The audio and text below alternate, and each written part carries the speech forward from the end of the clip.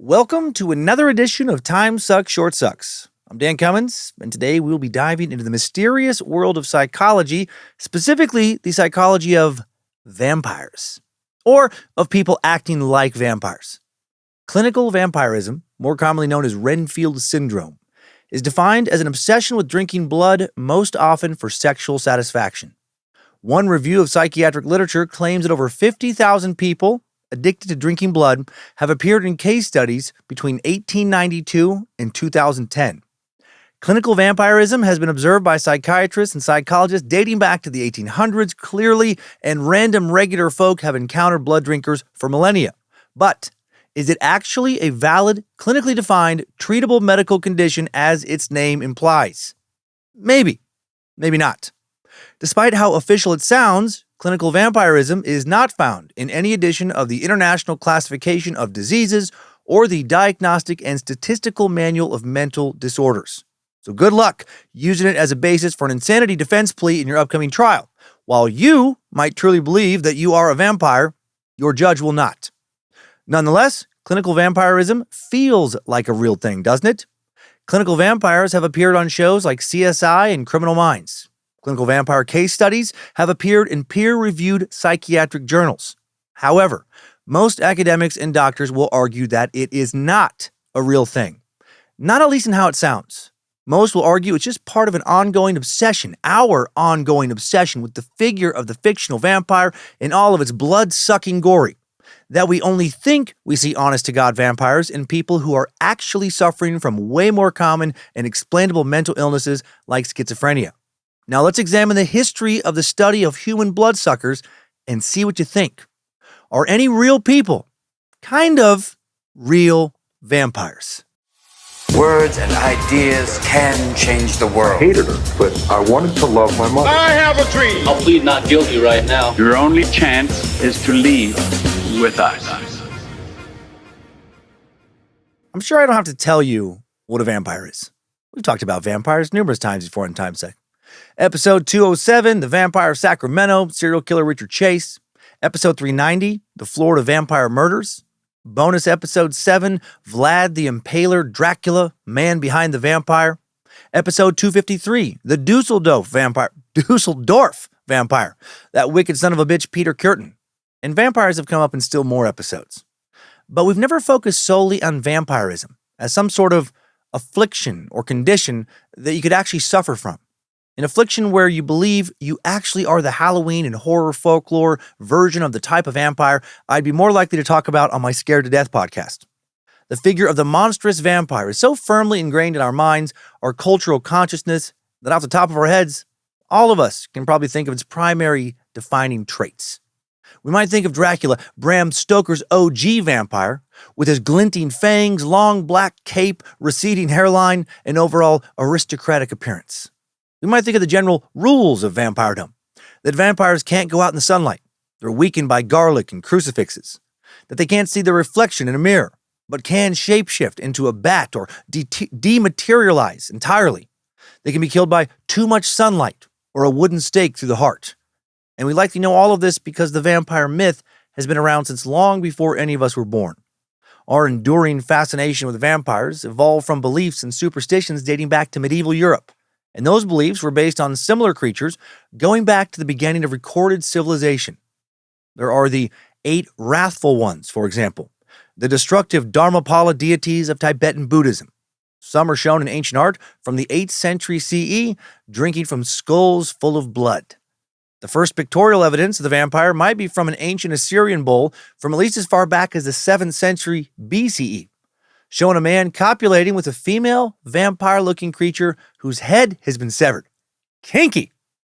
The ancient Babylonian, Semite, and Egyptian cultures going back several millennia all have myths and legends involving a dead person that continues to live in its original body and feeds off of the blood of the living. Similar ancient beliefs can be traced to various European, Chinese, Polynesian, African cultures, with most referring to demonic female figures who fuse relationships between the living and the dead through sexualized blood rituals. Sounds hot. And why do all these legends exist? Because vampires are obviously very real monsters, and one can kill you tonight. Be careful. You're never safe from monsters. You can only hope to be lucky enough to not end up being tortured and killed by one of these undead bastards. Or these legends exist because cannibalism is pretty fucked up, and the leaders of various human civilizations have long told stories to their people trying to teach them to not do that. These legends exist because it's weird and a great way to pick up various diseases if you drink human blood, especially fresh blood. Just like eating truly raw meat is a great way to pick up diseases. Not even necessarily human meat. The Old Testament of the Bible addresses blood-sucking as being taboo, saying in Genesis chapter 9, verses 3 and 4, "Every moving thing that lives shall be food for you, but you shall not eat flesh with its life, that is, its blood." In other words, don't suck the blood out of living things, you creep, or eat bloody meat. God repeated this counsel numerous times through Moses.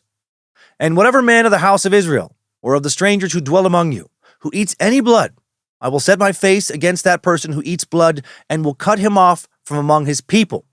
Comes from Leviticus 17:10. Get away from our tribe before you get us all infected with some virus or bacteria, you dirty dirtbag dipshit.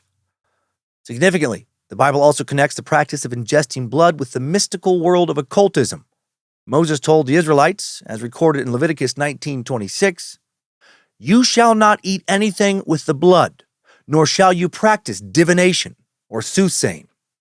Foundational to Western culture is the idea that consuming blood is off limits and also evil, connected to the occult, connected to the underworld of the devil and his demons. When most of us think of vampires today, we probably don't think of biblical warnings. We probably think of tall, pale beings with dark hair, piercing eyes, dangerous, lethal fangs glinting in the moonlight. So where did that image come from? While many cultures have a vampire-like figure, our modern idea of the vampire comes primarily from medieval Central and Eastern Europe. Countries like Albania, Bulgaria, Croatia, and of course Romania, home to the region of Transylvania. Mwahaha! These would be the cultures where we get our modern word vampire from, such as vampire, vampire in Hungarian, almost the exact same spelling. A prevalent belief in these areas involved a person who has died leaving his tomb at night to attack his victims, often friends and relatives, to suck their blood to retain his own immortality, such as belief in Romania in the Strigoi, troubled, blood-sucking spirits risen from the grave. Strigoi had been written about since at least as early as the 16th century, and it's believed that this word evolved from another word used to describe a similar creature going all the way back to Roman times. From creatures like the Strigoi, many of the stereotypical characteristics of the vampire have emerged. Helplessness in sunlight, a lack of reflection in mirrors, the ability to turn into a bat or mist, and the vampire's victim becoming a vampire themselves once the feeding has ended.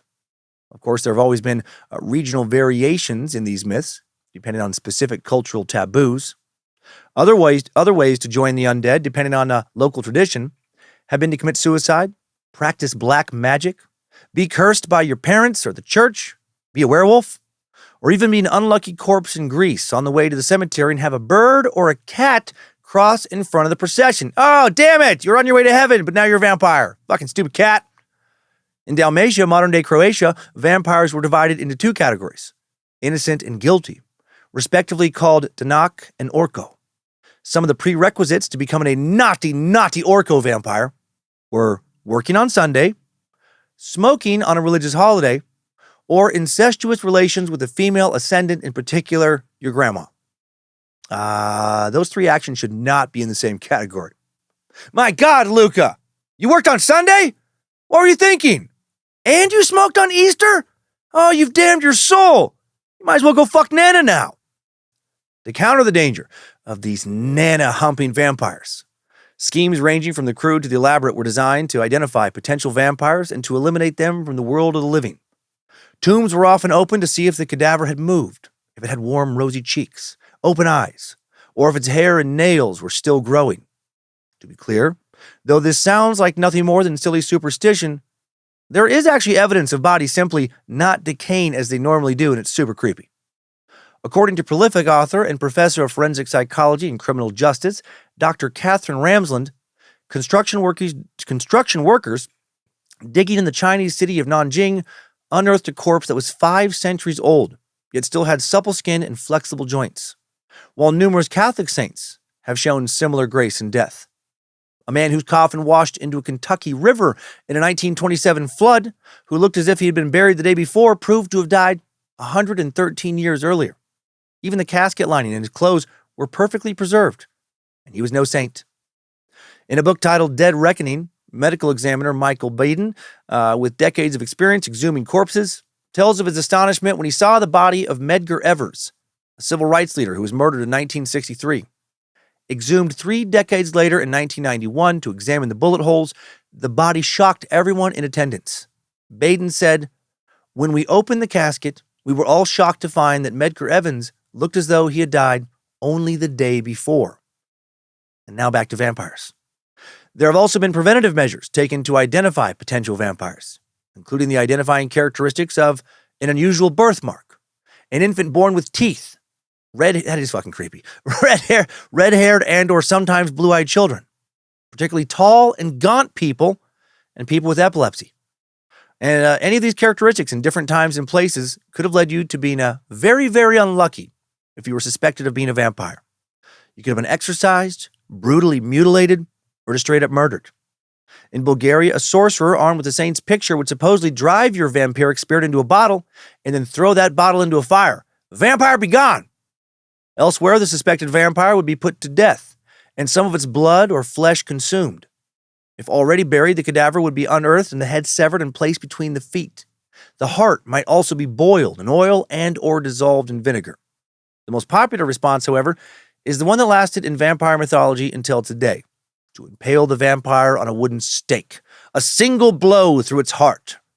And while all of this sounds like misplaced superstition, like backwards people taking strange measures to protect themselves from something as simple as nail beds receding in a corpse post-burial, consider the fact that in early modern Europe, there were people who were consummate bloodsuckers. These people were former suck alums, some of them like Gilles de Rais, the Countess Elizabeth Bathory, and the previously mentioned Vlad the Impaler, all of whom were at least accused of having reveled in their own bloodlust. A belief in truly monstrous vampires persisted to the modern era. In 1896, the New York World reported that belief in vampires was alive and well in Rhode Island.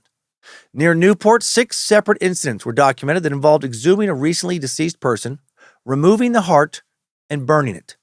This generally occurred when several members of the same family appeared to die from a similar wasting disease. People in the area at the time believed that a vampire fed first on those it was close to, before then moving on to other people.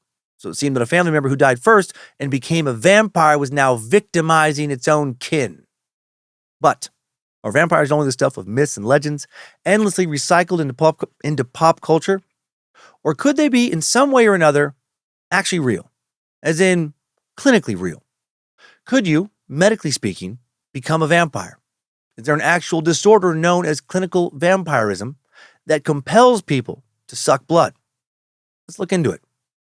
The earliest presentation of clinical vampirism in psychiatric literature was a psychoanalytic interpretation of 2 cases written by University of Colorado School of Medicine, Department of Psychiatry, faculty members, so many fucking words, Dr. Richard L. Vandenberg and John F. Kelly, all the way back in 1964. In the introduction to that paper, Vandenberg and Kelly write that clinical vampirism could be a whole lot more common than conventional psychiatric thought dictated. The scientific literature on the subject of vampirism is extremely meager. What references there are, for the most part, treat the subject briefly and superficially. But the authors feel that such behavior and fantasies are more common and important than their relative absence in the literature would suggest. As the authors point out, brief and sporadic reports of blood-drinking behaviors associated with sexual pleasure have appeared in psychiatric literature at least since 1886, with the work of Austrian forensic psychiatrist Richard von Krafft-Ebing, another dick. Born in 1840, von Krafft-Ebing got his start working in a mental hospital in Baden, Germany, gaining experience in the extensive field of mental illness and neurological disorders. In 1868, von Krafft-Ebing set up his own practice as a neurologist in southwestern Germany. After serving as a field doctor in the Franco-Prussian War, the roar, that would be something different. He would go on to pursue an academic career. Inspired by his maternal grandfather, an attorney who was committed to championing the legal rights of those condemned to ostracism by a still very puritanical society, Much of von Krafft-Ebing's research was focused on something that would seem very familiar to us now, examining the relationships between psychiatry and criminal law. For example, what constituted an insanity defense? Were there some psychological impulses that were irresistible, truly, and thus affected the criminal's culpability? As you can probably guess, von Krafft-Ebing was way ahead of his time, and his book suggested that deviations weren't necessarily reflections of moral defect, but were issues of serious, debilitating mental illness. Contrary to the pervading, sin-centric view of his time, he argued that homosexuality, for example, had at least some basis in genetics, i.e., you were born gay as opposed to choosing to be gay.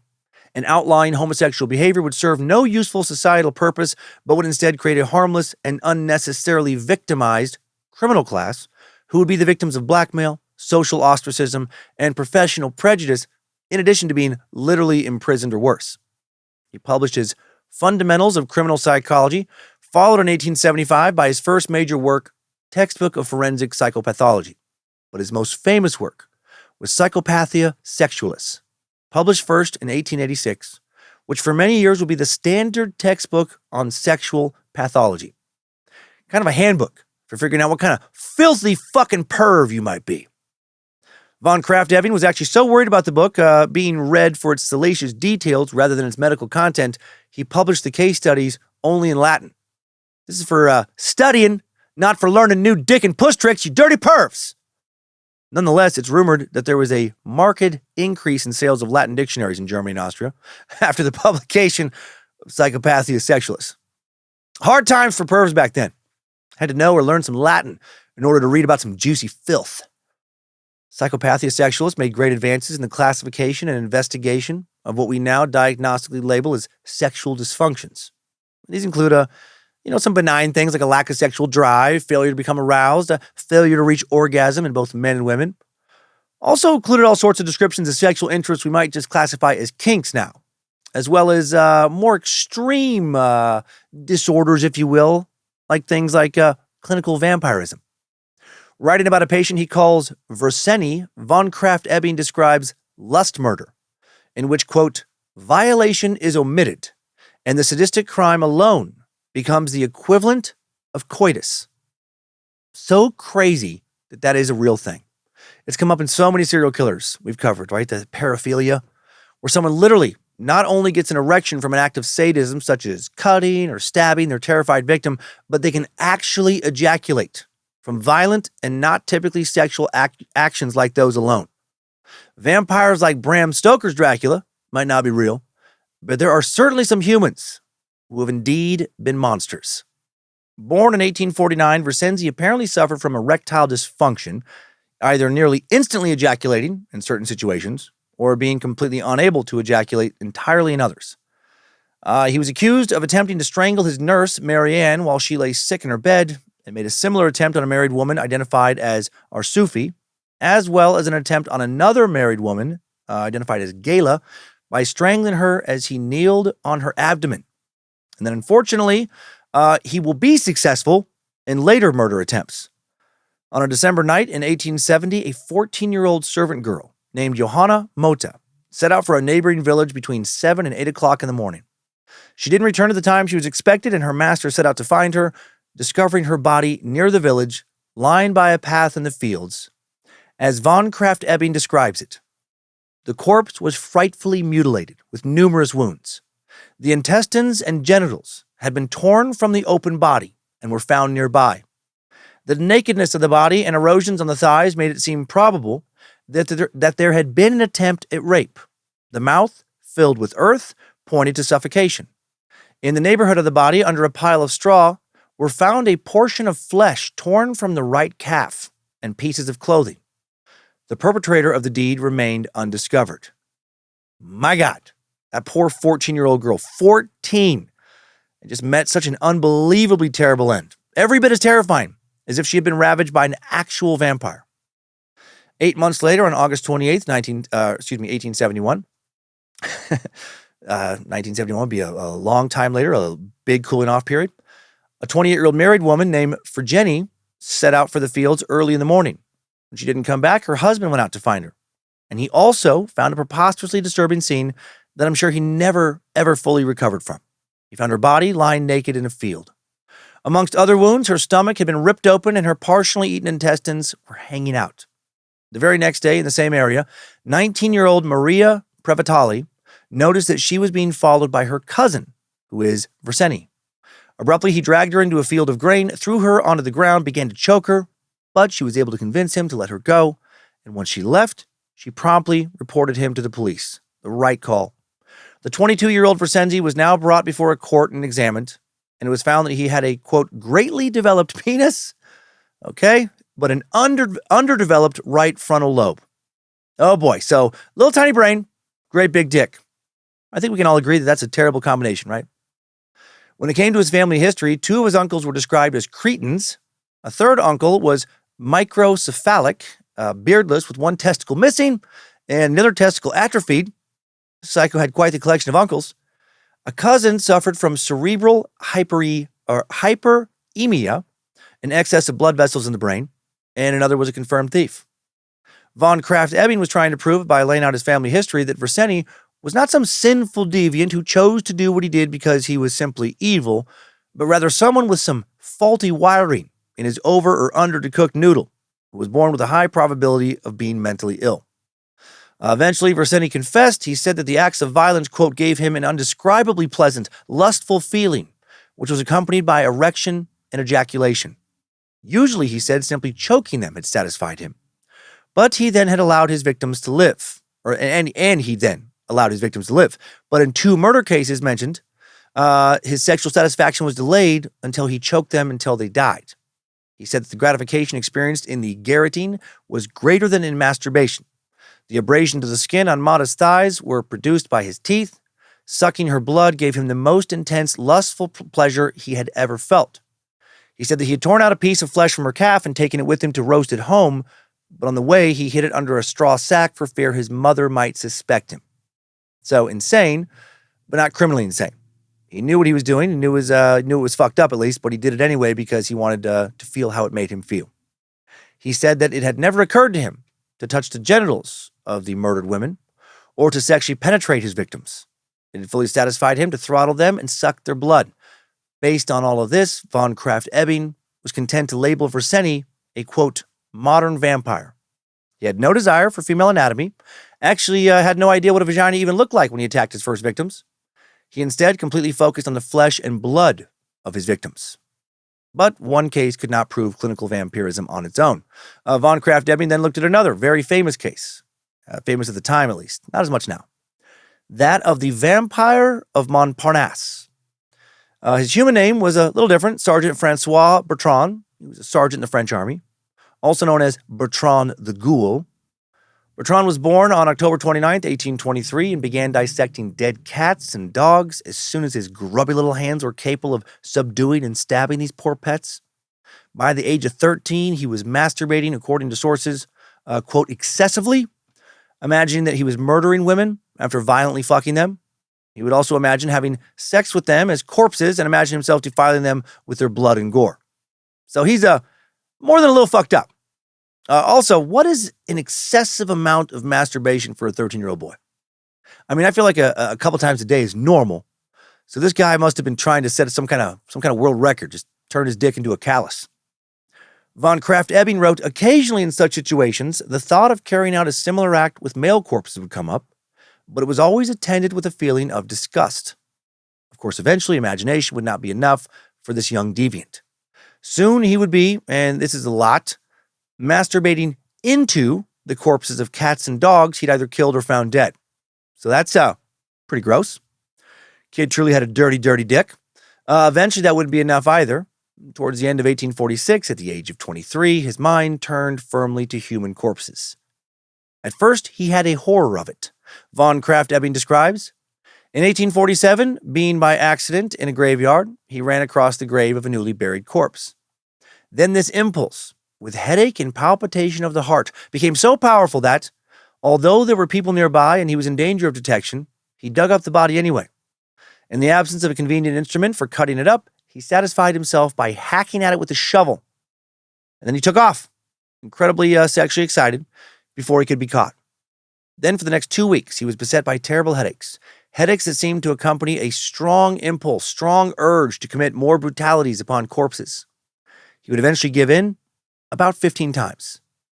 He would generally dig up the freshly buried bodies with his hands, then cut them with a sword or a pocket knife, tear out their entrails, and masturbate.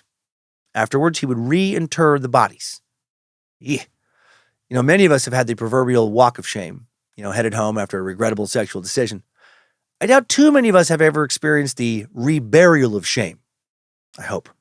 In July of 1848, however, he came across the freshly dead body of a 16-year-old girl, wanted to have sex with her, not just cut her up. He would later calmly describe his insane experience like this. I covered it with kisses and pressed it wildly to my heart. All that one could enjoy with a living woman is nothing in comparison with the pleasure I experienced. After I had enjoyed it for about a quarter of an hour, I cut the body up as usual and tore out the entrails. Then I buried the cadaver again. And in this instance, as much as he liked the sex, he found that cutting the body up actually gave him greater satisfaction than penetrative sex. So that's just a bit terrifying.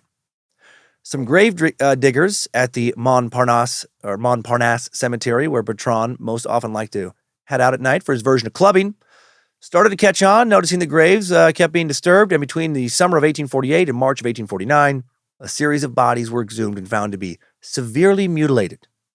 Then on March 15th, 1849, Bertrand admitted himself into a hospital with gunshot wounds. Sources vary as to whether he was shot by a police officer or a gravedigger when fleeing a cemetery after trying to mutilate yet another corpse.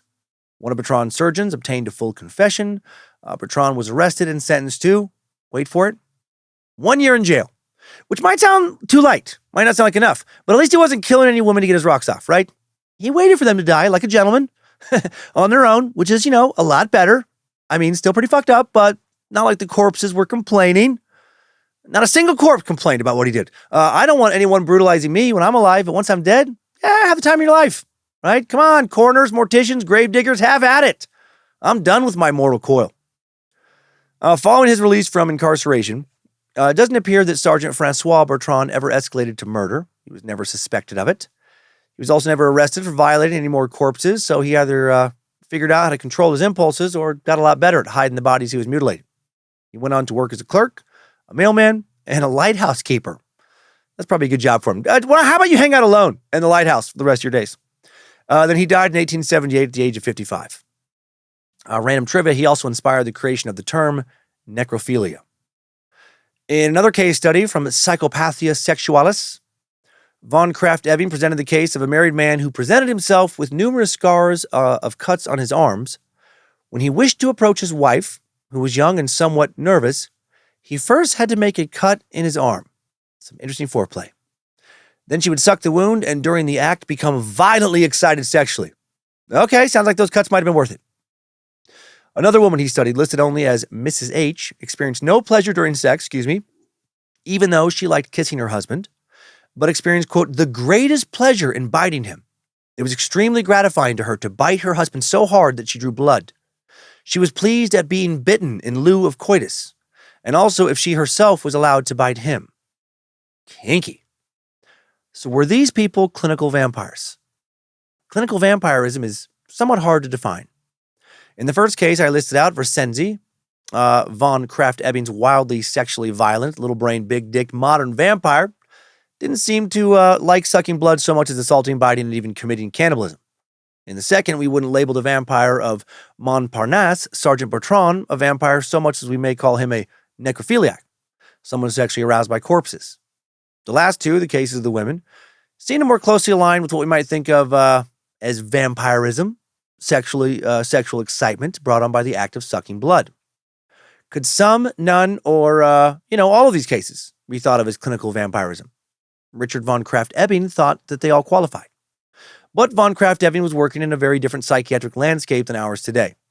The psychiatric landscape was more likely to consider as real diseases his psychiatric landscape. Not just vampirism, but also possession, where the patient believes they're possessed by demonic forces, lycanthropy, where the patient believes they are a werewolf, and other phenomena that we might relegate today to folk or religious superstition. Still, when von Krafft-Ebing's work ended along with the 19th century, other students of the human mind would pick up his torch and keep trying to clinically define vampirism, combining the psychiatric literature or evidence of this condition. Literature for evidence, of this condition. That paper we mentioned by the University of Colorado's Vandenberg and Kelly, published in 1964, would do away with the connection to necrophilia, seeking clinical vampirism as, quote, the act of drawing blood from an object, usually a love object, and receiving resultant sexual excitement and pleasure. They reported on the case of a young man serving a prison sentence who came to the attention of prison authorities after several inmates were caught stealing iron tablets and expressed a fear of developing anemia. An investigation revealed that the young man had been trading sexual favors with these inmates in return for the opportunity to suck their blood.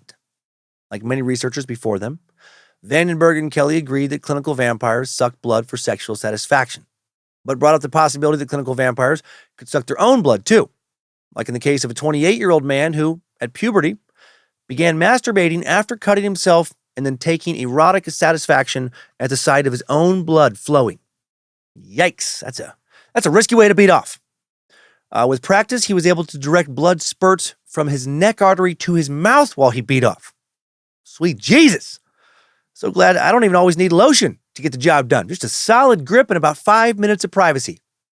#blessed.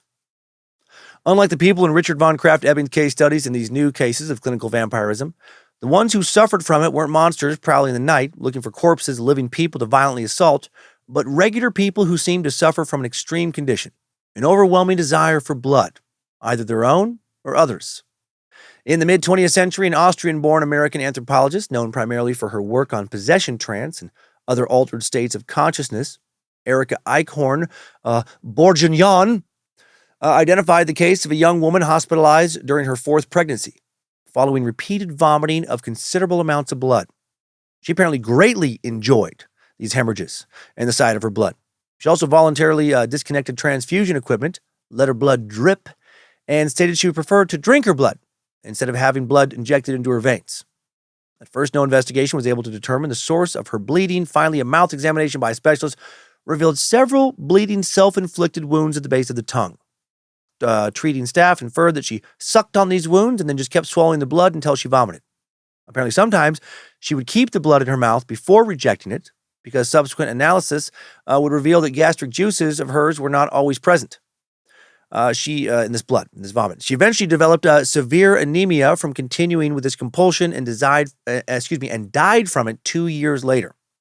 An autopsy revealed a stomach completely bloated with blood. She fucking loved blood. Her own. While very rare cases of people extremely obsessed with blood do keep surfacing, in 1994, a 35-year-old man referred to in psychiatric literature simply as Jeremy had been raised in a seemingly ordinary middle-class family. His father worked as an electrical engineer, and his mother was a mathematics teacher. He had a little brother he perceived to be his mother's favorite, leading him to harbor an intense hatred of her. He would later allege that his mom was physically abusive, but it's unclear if instances of abuse actually took place. Seems like everybody else growing up with this kid living in this childhood home felt that his perception of reality was not great, and he's not doing well mentally. For example, Jeremy claimed that his mom belonged to a witchcraft club. No, she just dabbled in astrology. Jeremy claimed his mom had held occult seances where Jeremy would be drained of his blood.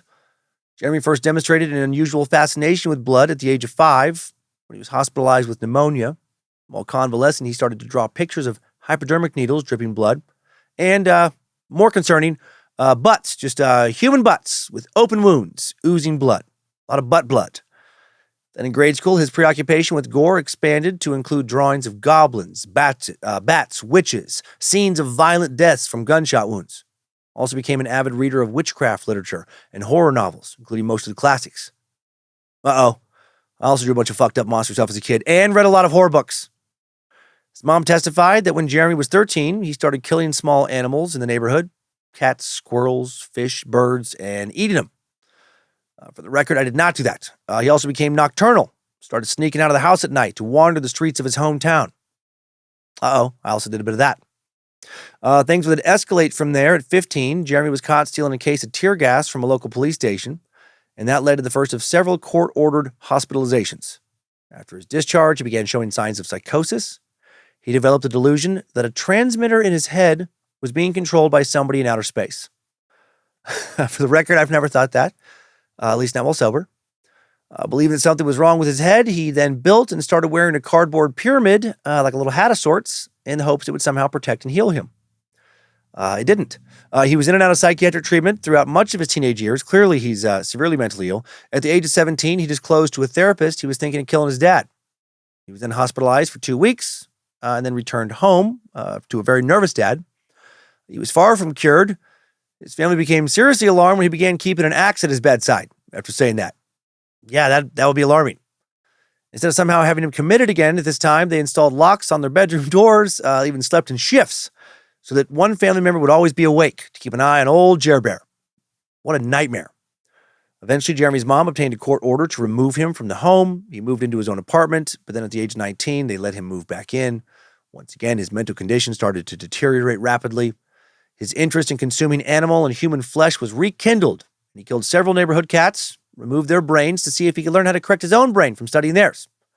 Also reportedly got a hold of some horse blood and drank it, and now really wanted to drink some human blood.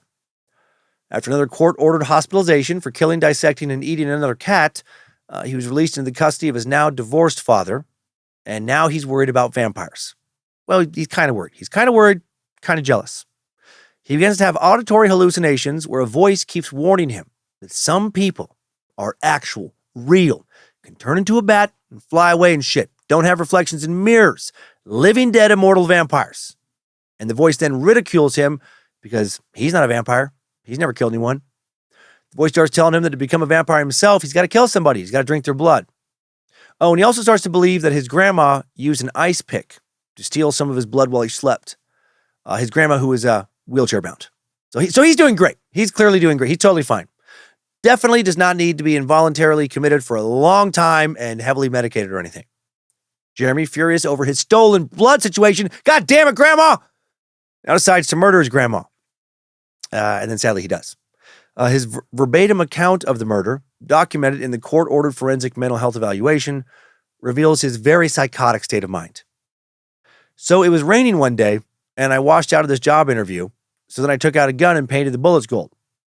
I picture him, Jesus Christ, I picture him saying this as if it's like completely understandable. Like he's expecting the person listening to be like, oh yeah, no, of course. I mean, what else would you do? I mean, you don't get a job, you gotta get a fucking gun, you gotta paint some bullets gold.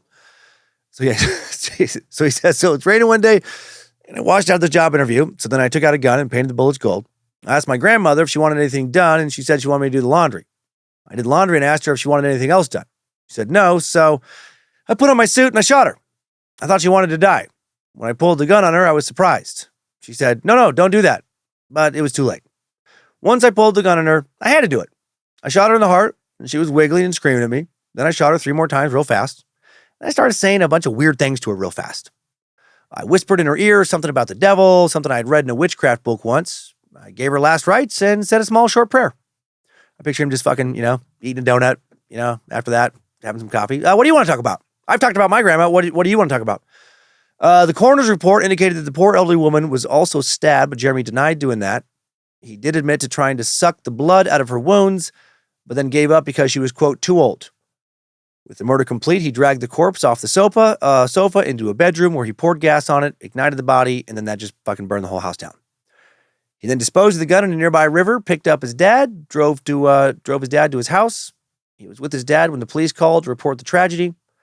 Jeremy and his dad then drove to what remained of the torched house, and Jeremy tried to enter it to retrieve a box, telling the police he had to get it because it contained important tax returns. I got to get those tax returns.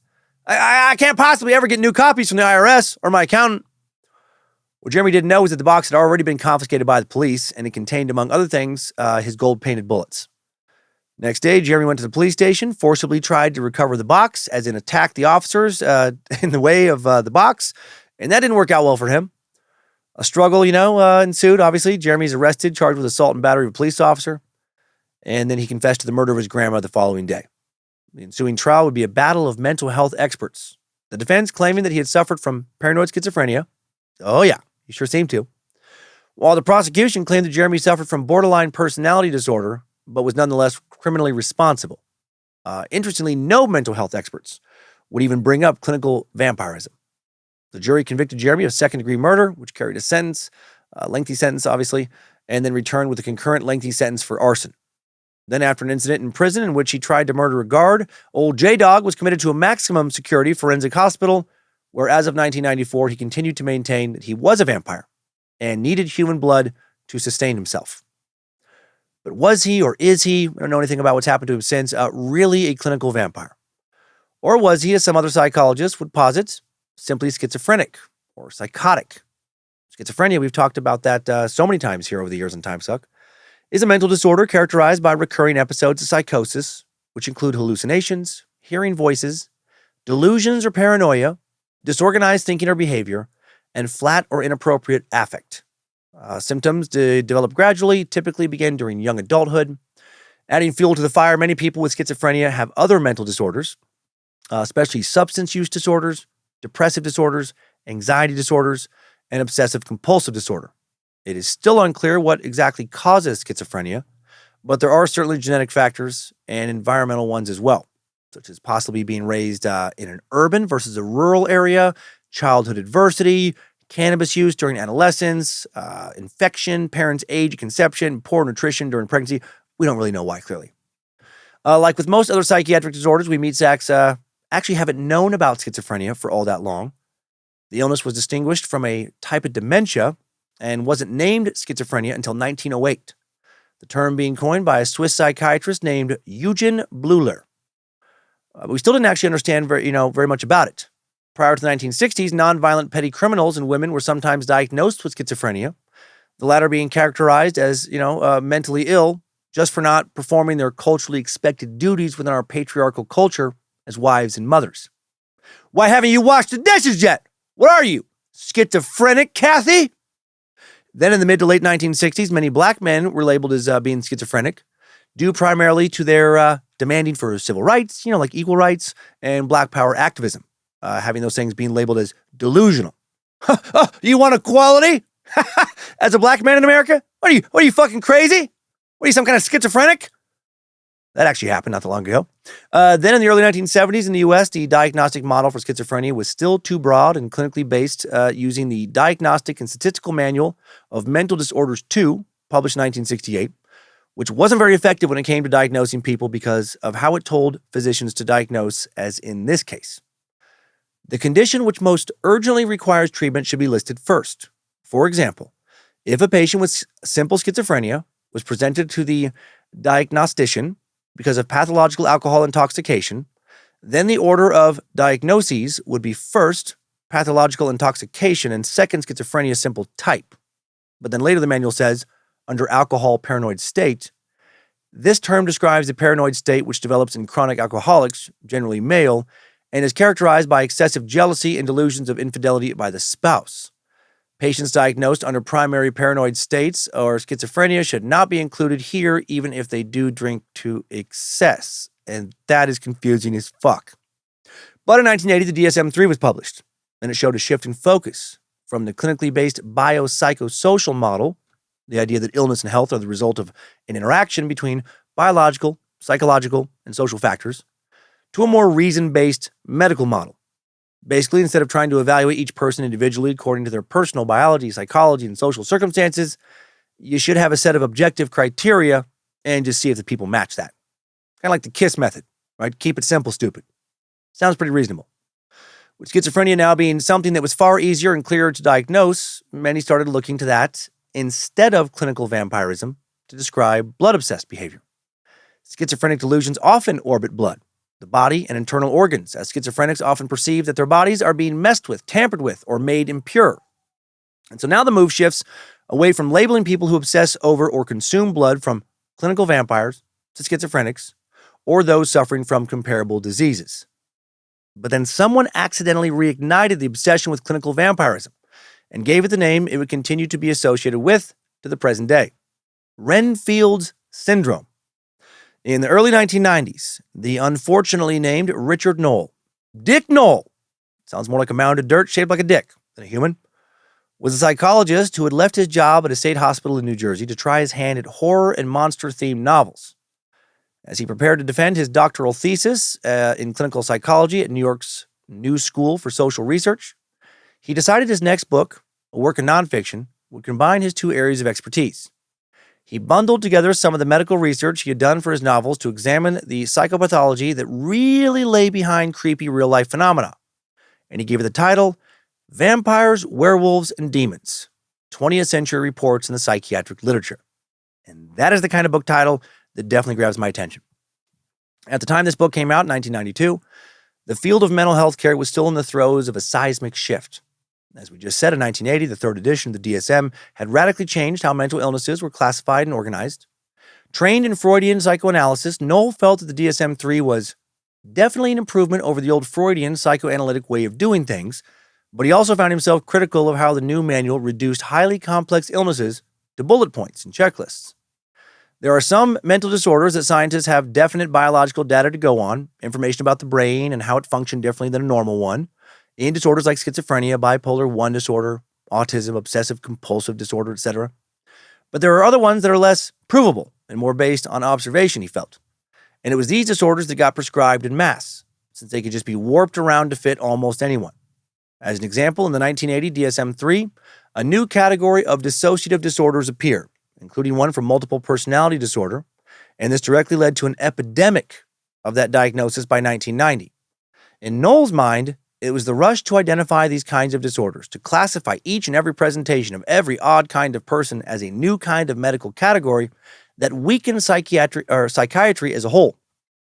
It seemed to Richard like the goal of psychiatry was less to help people and more for psychiatrists just to constantly invent new disorders, increasing their own credibility.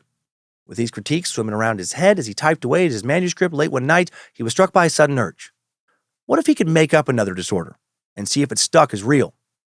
Tucked into Knoll's 1992 book were just a few paragraphs calling for the need to classify a brand new diagnosis based on case studies Knoll had dug up from the archives in which patients would develop fixations with consuming live animals or blood, either their own or from another person, while also becoming sexually aroused. Knoll suggested the condition be called Renfield syndrome, named after Dracula's fanatically devoted human familiar and servant in Bram Stoker's 1897 Gothic horror novel Dracula. The book that really cemented, by the way, many of the abilities and weaknesses we now think of when we think of vampires in the public consciousness. In the story, Renfield was cursed to live by consuming flies and spiders to absorb their energy, giving readers a more humanized, grounded version of the same compulsions that drove the titular vampire. In Knoll's joke description, initially the patient exhibits zoophagia, a compulsion to eat insects or to eat live animals and drink their blood. As the condition worsens, the behavior grows more and more deviant, culminating in a compulsion to drink another person's blood in an act described as true vampirism, including intentionally harming another individual for that purpose, the same behavior that Renfield is seen exhibiting in the fictional novel. While clinical vampirism had already been coined as a term in psychiatric literature, Knoll elevated the concept with a catchy pop culture name and a narrative of escalation, explaining that the inciting incident would lead sufferers to associate blood with an excitement that would eventually evolve to include a sexual component. But Knoll believed that nothing about Renfield syndrome is actually unique when it comes to a diagnostic perspective. It was Knoll's opinion that anyone who might fit the criteria for Renfield syndrome actually suffered from other more common disorders like bulimia or schizophrenia. To Knoll, the rare case of someone wanting to drink human blood is not indicative of an actual syndrome, but of something much simpler. I'm sorry to say, and this isn't very clinical or very sophisticated or academic, but some people, he would say in an interview, are just fucking nuts. Not everything can be categorized. And that is a great no bullshit quote. While the book sold fairly well, Knoll didn't really think his gag was going to lead to anything more than, just being a gag. But then in 1994, a producer from NBC called, saying the network was planning a Halloween segment on the illness and wanted him to appear as its resident medical expert. Knoll declined to appear, but he did convince his best friend, Canadian psychologist and schizophrenia researcher Leonard George, to do it in his place. Leonard was more than happy to do it, and on the NBC special, he went through the diagnostic criteria for Renfield syndrome without a hint of irony in his voice. And with that, the monster was out of the box, and it's still out. The world's burgeoning internet culture with all its non-fact-checked information would then accelerate a belief in this Renfield syndrome. This made-up syndrome. Soon Renfield syndrome would become something of a mainstay in some of television's most popular police procedural crime dramas. Both CSI and Criminal Minds have had episodes featuring characters who are said to suffer from this, quote, disorder. And Knoll's made-up monster didn't stop there. Fellow academics, people with doctorates who had spent years, if not decades, of their lives studying mental illness, began to jump on the Renfield syndrome bandwagon. For decades, Knoll sat back in amusement as his fictional mental illness began racking up citations in peer-reviewed nonfiction medical journals. A Google Scholar search turns up over a dozen results for Renfield syndrome, including a 2010 citation in Annals of the American Psychotherapy Association, purporting to include a case study. And the following year, an article in the Journal of the History of the Neurosciences, which purports to lay out a proper working definition of the disorder. That an offhand joke was now being cited in scholarly papers without a hint of irony surprised Knoll.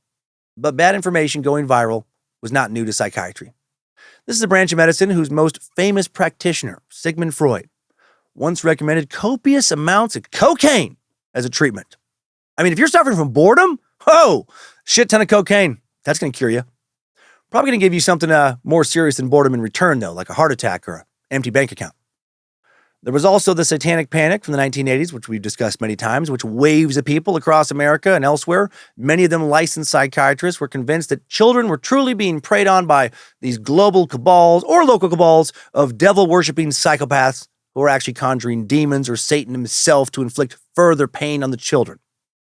Knoll would eventually come clean in October of 2013 in a presentation given at Penn State, intending to take Renfield syndrome back into the realm of the fictional, where he believed it belonged. But like with all monsters, once freed from their cages, they're hard to capture and imprison. People still refer to Renfield syndrome to this day as though it is a very real disease. And Knoll's little prank put yet another wrinkle in diagnosing clinical vampirism. While before, psychologists wondered if clinical vampirism was its own discrete category or just part of other more established diagnoses, Knoll's coining of the term brought up another question. Can clinical vampirism or Renfield syndrome ever be organic, and that people spontaneously experience a craving for blood? Or are people simply consciously or subconsciously imitating the figure of the fictional vampire we all know from our earliest years, just as the Bram Stoker's character Renfield does? To prove that people are sometimes simply imitating vampiric behavior, we have to look no further than the Twilight series. If you're one of the few that does not remember this cultural craze, Twilight is a series of 4 fantasy romance novels written by Stephanie Meyer. They follow an every girl so generic as to appear completely personalityless, named Bella Swan, who moves to her father's town of Forks, Washington, and falls in love with a 104-year-old vampire named Edward Cullen. She also has a friend, Jacob Black, who's a werewolf, and fans would duke it out over who Bella should have ended up with, identifying themselves as, members of Team Edward or Team Jacob. It is hard to state how massively popular this book series and later film franchise of the same name truly was. It nearly single-handedly launched the careers of Kristen Stewart and Robert Pattinson. As of 2021, more than 160 million copies of the books have been sold worldwide. And the franchise's 5 films have grossed a total of over $3.36 billion. The books and movies created a so-called vampire renaissance, which lasts from 2008 to 2014, where vampires consumed media, The Vampire Diaries, True Blood, Dark Shadows, Beautiful Creatures, etc. Writing for Time magazine, Lev Grossman described how Twilight affected young people's psyches. People do not want to just read Meyer's books. They want to climb inside them and live there. One example of trying to live in this vampiric world would be people getting dental implants to give them the appearance of having vampiric fangs. One 16-year-old fan named Taylor Walker enlisted dentist Dr. Mary Corton to help her out. Using a plastic-like substance, the dentist permanently molded long, sharp, fang-like teeth to her canines, although she warned her that the veneer fractures would be ongoing since the human jaw is not meant to accommodate fangs. Another way fans emulated the world of Twilight was to literally suck blood. According to an NBC News article from 2010, the same year the third film in the franchise, the Twilight Saga Eclipse, was released, the romantic vampire craze was leading all kinds of teens to engage in risky blood-sucking behavior. Online groups like I Drink Blood, a category at experienceproject.com, and I Want to Be a Vampire at the site 43things.com, became filled with posts from apparent young people with a sudden hankering for some blood-sucking. Having that thick, warm, copper-tasting blood in my mouth is the best thing I can think of, wrote a teenager identified as Gothic Girl 10 that year. Sometimes my boyfriend lets me feed off of him. I let him feed off of me as well. And some just like to do it regardless of Twilight. In the same NBC News article, Michael Kapler, 16 years old, of Dallas, said he was biting his girlfriend intermittently for more than a year because of the intimacy of it, not because of any gothic obsession. Whatever the reason, it's a pretty bad idea, since drinking someone else's blood can lead to an infection of hepatitis B, hepatitis C, norovirus, HIV, and more. And just the bite itself is dangerous. Experts at the Mayo Clinic say human bites are just as dangerous and in some cases more dangerous than animal bites because of all the different types of bacteria typically found in the human mouth, in addition to various viruses. 10 to 15% of human bites will become infected, actually. So, were any of these teens suffering from clinical vampirism? I mean, they were drinking blood. They wrote of liking to bite, suck blood, also sometimes getting sexual satisfaction from it, as probably many others do, who like to explore various types of kinks involving blood play. In the end, is clinical vampirism more of a spectrum? What about people who eat blood sausage? Type of sausage is cooked or dried and mixed with a filler until it's thick enough to solidify when cooled. It's not human blood. Not normally. But many do continue to believe in the blood sausage's ability to promote vitality and strength. Are they clinical vampires? And then there are the Catholics who believe that ingesting communion in the form of wafers and wine is literally consuming Christ's body. What about them? Well, some of them believe this. Are Catholics a type of clinical vampire? And at the extreme end, extreme side or end of the spectrum, is the clinical vampire defined as someone who is obsessed with the corpses and the dead, someone who cannibalizes, someone who drinks blood, someone who drinks their own blood or something else entirely? Or does the clinical vampire exist at all? And we've just maybe shoehorned a random deviant type of compulsion into this archetype of an ancient, hopefully fictional figure that all of us recognize. It seems that the crossing of folklore, ancient tradition, religion, pop culture obsession, and medical diagnostics has produced an entity that is just as hard to capture as the mythical monster it's based off of. Personally, after all this, I do think vampires are real. Not the Bram Stoker kind. We have yet to ever find evidence that a human can shapeshift or stop aging, and a wooden stake to the heart, well, that kills everybody, not just vampires. But the person who must consume human blood, the person obsessed with it, thanks to a book or a movie or thanks to some unorthodox brain wiring, the person who will murder another human or dig up their body just to drink their blood, well, that person's real. I mean, sometimes they're clearly schizophrenic. But why can't you be schizophrenic and also be a vampire, a clinical vampire? Maybe Richard Knoll's fictitious category of mental illness, Renfield syndrome, should be reclassified as something that is all too real. And that's it for this edition of Time Sucks, Short Sucks. If you enjoyed this story, check out the rest of the Bad Magic catalog. Beefier episodes at Time Suck every Monday at noon Pacific time. I think I said noon Pacific time. Noon Pacific time. Oh, reading notes. Oh, why can't I just do it perfectly every time? New episodes of the now long-running paranormal podcast, Scared to Death, every Tuesday at midnight, with 2 episodes of Nightmare Fuel, fictional horror I'm having a blast with, thrown into the mix each month. Thank you to Sophie Evans for suggesting this topic and the initial research on it. And thank you to Logan Keith, polishing up the sound of today's episode before being released. Please go to badmagicproductions.com for all your bad magic needs. Have yourself a great weekend.